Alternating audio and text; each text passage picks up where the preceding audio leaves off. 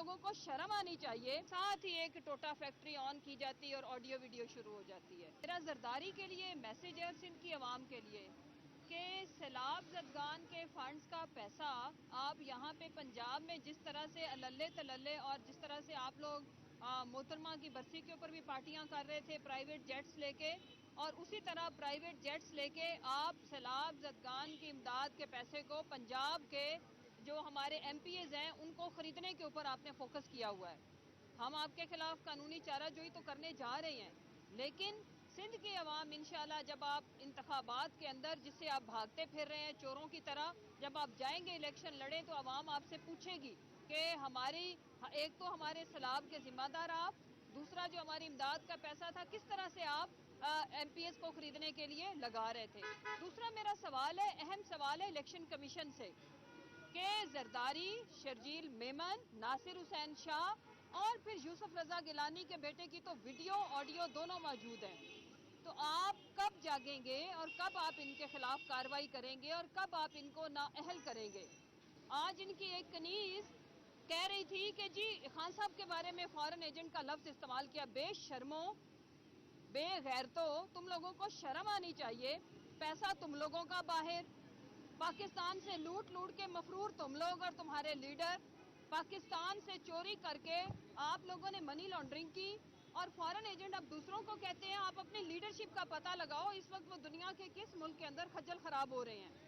پاکستان کی عوام تم لوگوں کو دھتکار چکی ہے اور وہ پاکستان کی عوام کے اوپر جس طرح سے آپ لوگ عذاب کی طرح مسلط کیے گئے ہو تو عوام آپ سے بدلہ لینے کے لیے تیار بیٹھی ہے. اس وجہ سے آپ لوگ الیکشن سے بھاگ رہے ہیں.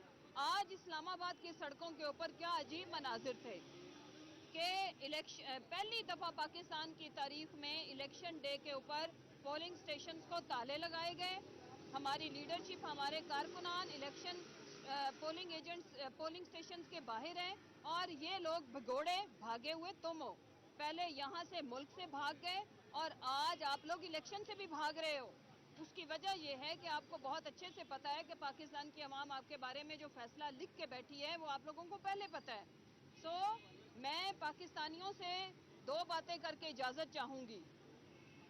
ایک یہ کہ ہم انشاءاللہ مہنگائی، پاکستان کے اندر یہ جو غاصبانہ قبضہ کرنے کی جو ڈرائنگ روم کے اندر سازشیں چل رہی ہیں کہ جی کوئی ٹیکنوکریٹ سیٹ اپ بنایا جائے اس کے خلاف، اور رول آف لا جو کہ ہمارا سلوگن ہے حقیقی آزادی کا کہ آئین کی بالادستی تک ہم اپنی سٹرگل جاری رکھیں گے. اس کے لیے ہم نے ایک سیریز آف پروٹیسٹ ہم نے شروع کیا ہے. کل انشاءاللہ لاہور میں ہے. ہم آپ کے ساتھ ہیں اور ہمیں پتہ ہے کہ آپ پاکستان کے ساتھ ہیں، ہمارے ساتھ ہیں.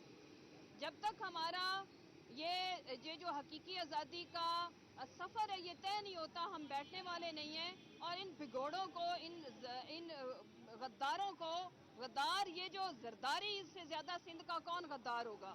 ان غداروں کے ٹولے کو نواز سے زیادہ غدار کون ہوگا جو اس ملک کے ساتھ جس طرح سے غیر آئینی، غیر قانونی طریقے سے منی لانڈرنگ کر کے پاکستان کے عوام کو غریب رکھ کے اور آج لندن کی سڑکوں پہ اور اٹلی کی سڑکوں پہ اور اسپین کی سڑکوں پہ یہ سیر و تفریح کرتے ہیں.